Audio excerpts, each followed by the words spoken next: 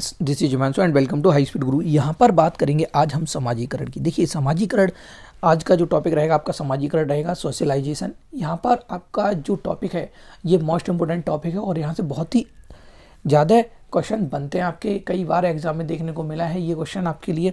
ठीक है, तो यहाँ से आपसे जो समाजीकरण का अर्थ क्या होता है, समाजीकरण की क्या परिभाषा है, इसके क्या क्या साधन हैं, ठीक है, तो इस बारे में यहाँ पर हम पढ़ेंगे। बने रहिएगा वीडियो के एंड तक, और अगर वीडियो अच्छा लगे तो लाइक और शेयर करना ना भूलें। ठीक है दोस्तों, आज जो आपकी जो है आज ये 9वीं क्लास है यानी 9th क्लास है। इससे पहले जो है हम आपको 8 क्लासेस दे चुके हैं। अगर आप लोगों ने नहीं देखे हैं तो सभी को जो है डिटेल में दिया गया है, आप लोग देख लीजिएगा जाकर, वहाँ पर आपको जो है प्ले लिस्ट में ये सभी क्लासेस आपको मिल जाएंगी। ठीक है, चलिए देखते हैं समाजीकरण। बहुत ही अच्छा टॉपिक है और आसान सी भाषा में हमने यहाँ पर लेकर आए हैं आपके लिए। चलिए देखते हैं। सबसे पहले हम बात करेंगे यहाँ पर समाजीकरण के अर्थ की, मीनिंग ऑफ सोशलाइजेशन। देखिए, आपको बता दें कि समाजीकरण होता क्या है। समाजीकरण की अगर बात करें तो समाजीकरण का सीधा संबंध जो है भाई समाज से होता है। ठीक है, यानी कि कोई भी व्यक्ति है या कोई भी बालक है तो जो समाज में आकर जो भी वहाँ की रीति रिवाज, वहाँ की गतिविधियाँ या वहाँ का व्यवहार जो कुछ भी है सब कुछ समाज से सीखता है, वही हमारे क्या है, समाजीकरण होता है। चलिए देखते हैं। देखिए, समाजीकरण यानी सोशलाइजेशन वह प्रक्रिया है जिसके माध्यम से मनुष्य समाज के विभिन्न व्यवहार, रीति रिवाज, गतिविधियां इत्यादि सीखता है। ठीक है, तो समाजीकरण क्या है? वह प्रक्रिया जिसके माध्यम से मनुष्य जो है समाज के विभिन्न व्यवहार और रीति रिवाज, गतिविधियां इत्यादि सीखता है।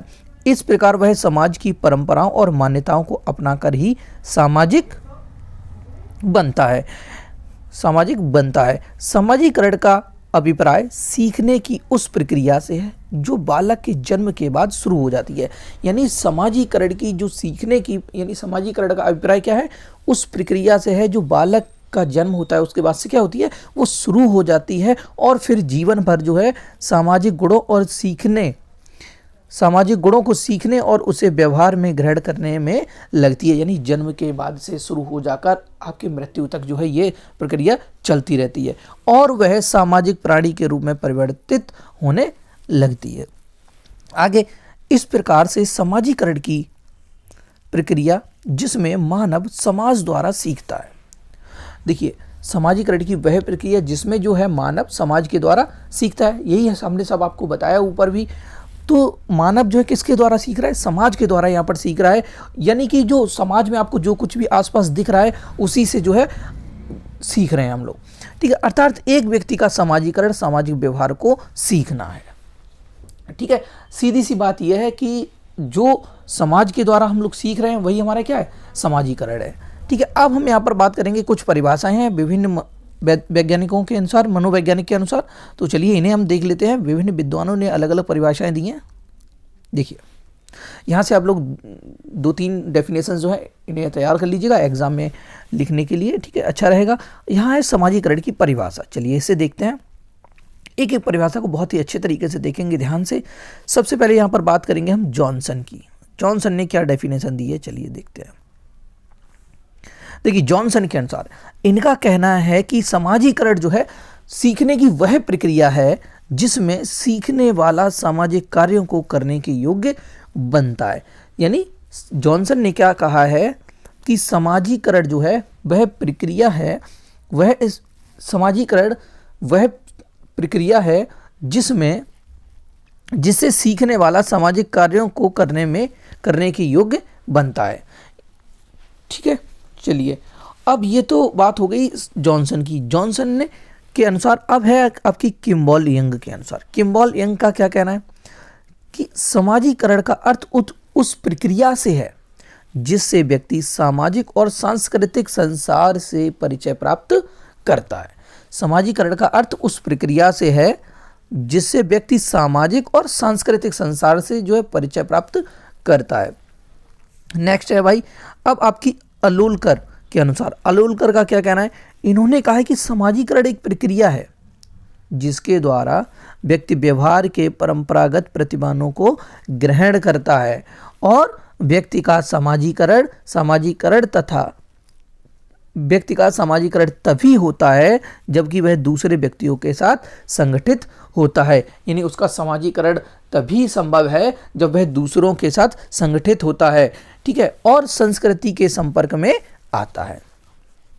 नेक्स्ट, अब हम यहाँ पर बात करेंगे सामाजिकरण के साधन की।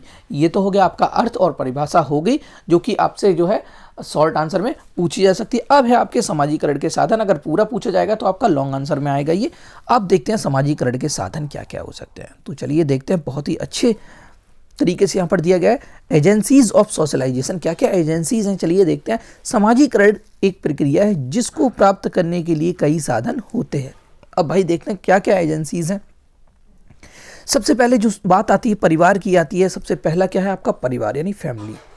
इसमें क्या है, परिवार जो है आपका सामाजिकरण का अन्य साधनों की अपेक्षा अधिक स्थायी साधन है, ठीक है। जो अन्य साधनों में सबसे महत्वपूर्ण स्थान आप जो दिया गया है वो कैसे, परिवार को दिया गया है, फैमिली को दिया गया है।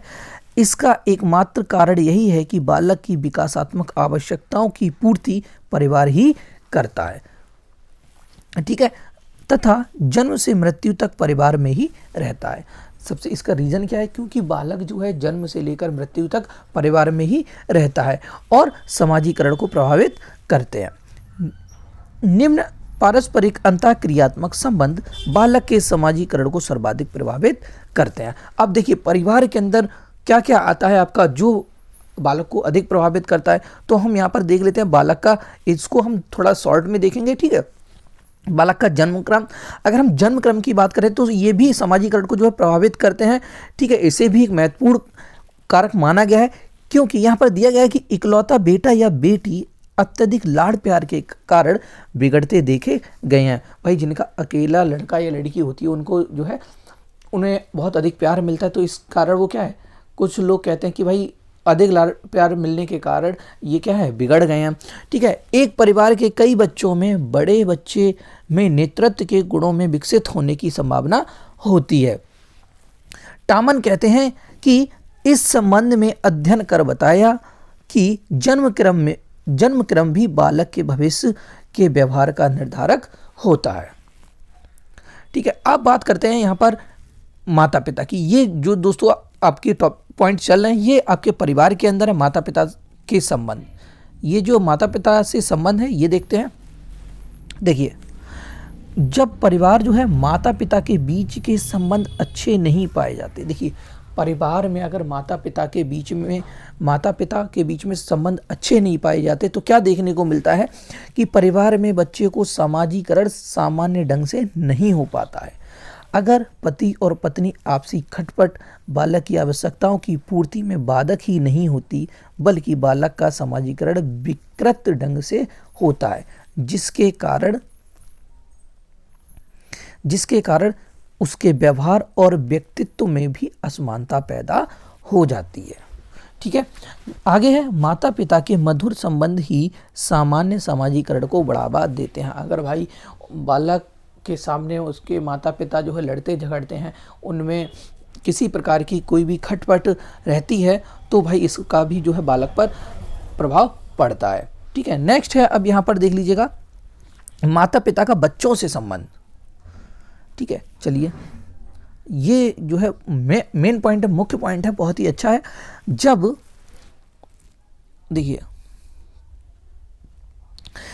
माता पिता किसी कारण से अपने बच्चों को स्नेह नहीं कर पाते, यानी बच्चों को जब प्यार नहीं मिल पाता अपने माता पिता को, तो क्या है, यानी कि कहने का मतलब है कि लाड़ प्यार नहीं कर पाते, तो ऐसे बच्चे को तिरस्कृत बच्चा कहते हैं।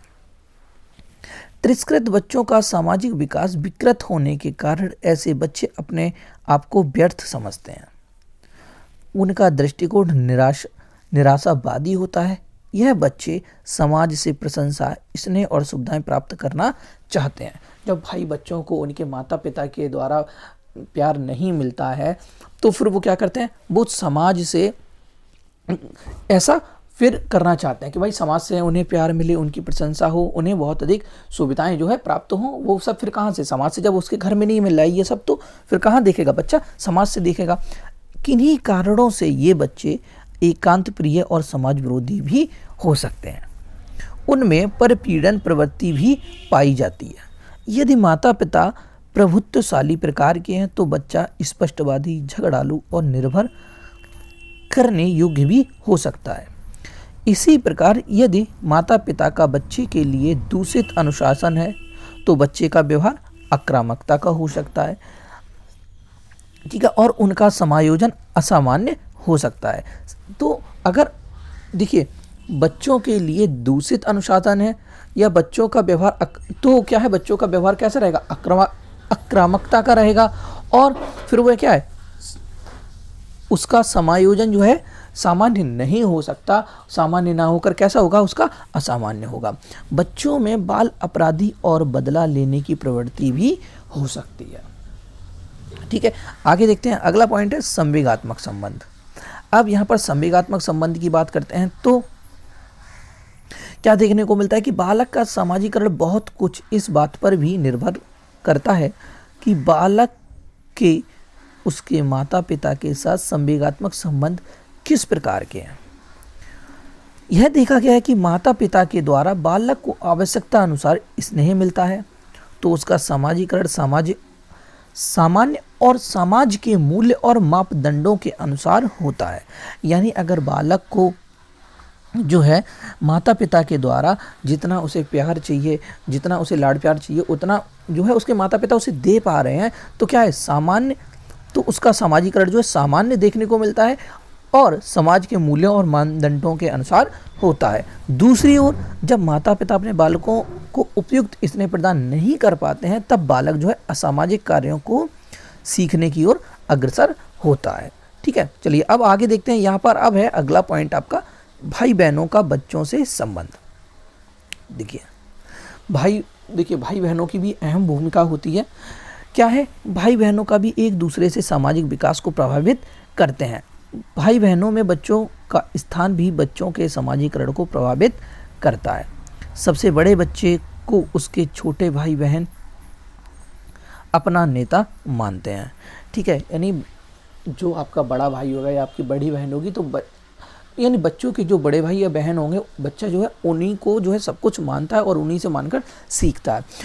इस अवस्था में इस बड़े बच्चे के उत्तरदायित्व की भावना विकसित हो जाती है। ऐसा बच्चा सहनशील, परिश्रमी और दूसरों की चिंता करने वाला हो सकता है। इसी प्रकार यदि सबसे छोटा बच्चा सबका खिलौना है तो उसका सामाजिक विकास भी असामान्य हो सकता है, ठीक है। अब यहाँ पर अगला पॉइंट है स्कूल और कॉलेज।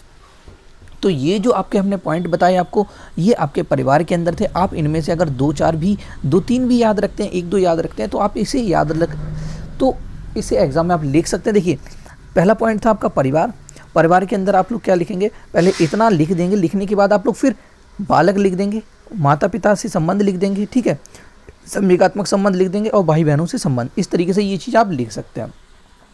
अब सेकंड पॉइंट आपका आता है स्कूल और कॉलेज। देखिए स्कूल और कॉलेज यानी कि स्कूल और कॉलेज की बात की जा रही है यहाँ पर। तो देखिए इन संस्थानों में बालक की जो है मानसिक योग्यताओं का विकास होता है। संस्थानों में जो है मानसिक योग्यताओं का क्या होता है, विकास होता है। उसे अंधकार से प्रकाश की ओर ले जाने का प्रयास किया जाता है। बालक को जो है अंधकार से प्रकाश की ओर ले जाने का प्रयास किया जाता है। यहीं पर बच्चे देश विदेश की संस्कृति से अवगत होते हैं। इन संस्थानों में बालक के बौद्धिक, सामाजिक और संवेगात्मक विकास को बदल देते हैं। यानी इन संस्थानों में बालक के जो है बौद्धिक, आपका सामाजिक और संवेगात्मक विकास को जो है बदल देते हैं। मित्र मंडली, गुरुजनों की शिक्षा, विद्यालय का वातावरण आदि बालक के सामाजिकरण को प्रभावित करते हैं। नेक्स्ट आगे है कि कक्षा में अध्यापक बालक को अधिक स्नेह, अपमानित, दंडित या पक्षपात करते हैं तो इसका बालक के सामाजिकरण पर विशेष अच्छा प्रभाव नहीं पड़ता है, बल्कि बालक का सामाजिक व्यवहार विकृत अवश्य हो जाता है। यदि यानी आपके साथ कोई भी नेगेटिव एक्टिविटी चल रही है, आपका टीचर जो आपके साथ नेगेटिव एक्टिविटी कर रहे हैं, ठीक है, तो क्या है, इसका जो है बालक पर पॉजिटिव इफेक्ट नहीं पड़ेगा, ठीक है, बल्कि जो है बालक पर जो है बालक का जो व्यवहार है वो विकृत देखने को आपको मिलेगा। टर्नर और बेक्स्टर ने क्या कहा है कि प्रयोगात्मक अध्ययनों के आधार पर यह सिद्ध किया है कि विद्यार्थियों का सामाजिक और संवेगात्मक विकास जो है अध्यापक की सामाजिक स्थिति और संवेगात्मक स्थिति के अनुकूल होता है। देखिए, आप लोग इसका पीडीएफ डाउनलोड करना चाहें तो हम टेलीग्राम चैनल पर दे देंगे, वहाँ से आप लोग ये पीडीएफ भी डाउनलोड कर सकते हैं। अब अगला पॉइंट आता है आपका तीसरा है आपका पड़ोस। ठीक है, पड़ोस की अगर हम बात करें, पास पड़ोस की, आपके पड़ोस जो है सामाजिकरण की प्रक्रिया में अपनी महत्वपूर्ण भूमिका निभाता है, यानी इसका भी एक अलग स्थान है। सामाजिकरण में पड़ोस का भी एक अलग स्थान दिया गया है, इसकी एक अलग भूमिका है कि पास पड़ोस के बच्चों और अन्य वयस्क सदस्यों को देखकर बहुत कुछ सीखता है। देखिए, आप अपने पास पड़ोस को जैसे देखते हैं, वहाँ पर जैसे आप जो कुछ भी करते हैं, आप उन चीज़ों को यहाँ पर लिख दीजिएगा। लिखने में बहुत आसान रहेगा, इसे थोड़ा सा देख लीजिएगा, पढ़ लीजिए, ठीक है, और फिर आपको एग्जाम में जो कुछ भी आपके आस पड़ोस के बारे में याद रहेगा आप उसको लिख दीजिएगा। बहुत कुछ देखकर सीखता है, वयस्क सदस्यों को देखकर बहुत कुछ सीखता है। ठीक है, आपको लिखना कैसे है कि आपको अपने से बड़े लोगों को देखना है और उनसे जो सीखना है वही आपको यहाँ पर लिखना है। पड़ोसी बड़े बूढ़े व्यक्तियों के संपर्क में जब बच्चा आता है तब समाज और संस्कृति के संबंध में कई नई बातें सीखता है, यानी हम अपने से बड़ों के जब संपर्क में जाते हैं तो हम उनसे कुछ ना कुछ सीखते हैं। यह भी वजह है कि लोग मकान बनवाते समय या किराए लेते समय अच्छे पड़ोस का ध्यान रखते हैं, जिससे बच्चा की अच्छी संगत मिल सके और उसका सामाजिकरण विकृत ना हो जाए। यानी कि जब हम, यहाँ कहा गया है कि जब हम कोई भी मकान देखते हैं या कोई भी नया मकान हम बनवाने जाते हैं तो क्या है, हम सबसे पहले वहाँ की सोसाइटी देखते हैं कि वहाँ का भाई समाज कैसा है, वहाँ के लोग कैसे हैं, वहाँ का रहन सहन कैसा है, वो लोग किस तरीके से जो है रहा करते हैं। तो ये सब चीज़ें हम क्यों देखते हैं, क्योंकि जो हमारा बच्चा है उसके ऊपर वहाँ का जो वातावरण है उसका प्रभाव जो है पॉजिटिव पड़े। ठीक है, सब कुछ कैसा हो, अगर बालक जो है गलत समाज में रहने लगा तो उसके अंदर वैसी ही उसकी भावनाएं वैसी ही हो जाएंगी, वो उन चीज़ों को ही सीखेगा जैसा वहाँ हो रहा है। अगर वह अच्छे समाज में रहेगा तो वह अच्छी चीज़ों को, अच्छी बातों को सीखेगा। ठीक है, चलिए आगे अब देखते हैं खेल समूह या समान आयु समूह। तो यहाँ पर देखते हैं अक्सर बच्चा परिवार से बाहर अपने परिवार में या अन्य परिवार में अपनी आयु के अन्य बच्चों के साथ खेलता है। ठीक है, इस समान आयु के समूह में भी बच्चों को समाज की नई नई बातें सीखने का अवसर मिलता है। इस प्रकार के समूह में बच्चे कई प्रकार के होते हैं, अतः उनकी व्यवहार प्रणाली भी अलग अलग प्रकार की होती है। ऐसे समूह के बच्चे समायोजित और साथ काम करने की आदत भी सीखते हैं, अतः सामाजिकरण के लिए यह समूह महत्वपूर्ण है। ठीक है, नेक्स्ट अब हम बात करेंगे आपके समुदाय या समाज की। देखिए, समुदाय या समाज की बात करें, यानी कि हम कम्युनिटी की बात करें या सोसाइटी की बात करें, तो जो है बालक को ये समुदाय और आपका समाज भी प्रभावित करता है। जिन सामाजिक परिस्थितियों की उपस्थिति या अनुपस्थिति का बच्चे के सामाजिकरण पर प्रभाव पड़ता है वो यहाँ पर आपको हम नीचे अभी दिखाने वाले हैं। देख लीजिएगा, यहाँ पर देखिए, सबसे पहला जो पॉइंट दिया गया है वो है आपका, देखिए, तो समाज का आर्थिक और राजनीतिक ढांचा। ठीक है, जातीय व अंतर्राष्ट्रीय परंपराएं और प्रथाएं। ठीक है, शिक्षा की सुविधाएं कैसी हैं, आपका धार्मिक उदारता है और आपके मनोरंजन के साधन क्या क्या हैं, सामाजिक केंद्र हो गए और प्राथमिक और परंपराओं में बच्चों को प्राप्त स्वतंत्रता और आपका वर्ग, जातीय धर्म और जातीय पूर्व धारणाएं, संस्कृति अथवा कला और साहित्य और इतिहास। तो आप इन पॉइंट को देख लीजिएगा, ये आपके जो है समुदाय और समाज के अंतर्गत आते हैं। ठीक है, अब हम नेक्स्ट पॉइंट की बात करेंगे जो है आपका जाति और वर्ग। चलिए इसे देखते हैं। देखिए, जाति भी सामाजिकरण का एक प्रमुख साधन है। एक समाज में कई जातियों के व्यक्ति होते हैं, सभी ने देखे हैं भाई। एक आप जहाँ रहते हैं वहाँ पर आपको जो है विभिन्न जातियों के लोग जो है देखने को मिलते हैं। ठीक है, और प्रत्येक जाति की अपनी प्रथाएं और परंपराएं होती हैं। बिल्कुल सही है। ठीक है, देखिए, आप जहाँ रह रहे हैं वहाँ पर आपके साथ कौन, आपके ब्राह्मण भी रहते हैं। ठीक है, वहाँ पर और अदर कास्ट भी रहती हैं, मुस्लिम भी आपके साथ रह रहे हैं। ठीक है, और बहुत सारी कास्ट रहती हैं, और तो सभी का क्या है, अलग अलग परंपराएं आपको देखने को मिलती हैं वहाँ पर।